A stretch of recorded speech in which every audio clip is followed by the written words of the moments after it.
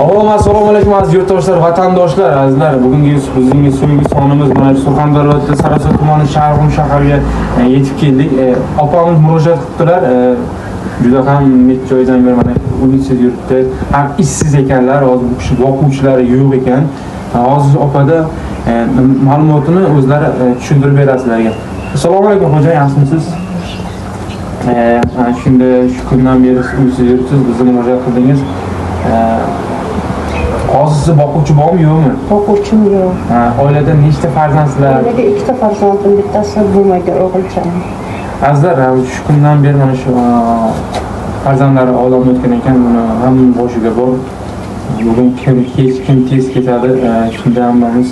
Hozir bu sizni nima muammo qiynayapti? Shu muammom faqat shu uy bilan. Men charchadim. 2016-yildan beri ko'chaga sarson. Azizlar, mana shu opamiz juda ham uysiz yuribdilar. O'zbekiston Respublikamizda juda ko'p inson, saxiy insonlar juda ko'p. Mehribon, hammasiga qo'ldan kelgancha yordam qilamiz. Inshaalloh nasib opani karta nomerlarini qo'yamiz. Shu kartada nomerlar murojaat qilasiz. Kartaga nima qo'lingizga kelgancha 2000, 3000, 4000, 5000 qanchalik yig'ilaysa, bo'lasa opadan yangi uy bo'ladi. Qo'ldan kelgancha yordam qilishimiz kerak. Azizlar, hammani boshida bor bu. Kimda hech kimda nima qiyinchilik, hamma boshida bo'ladi. Qiyinchilik nimalari, qo'ldan kelgan yordam qilish.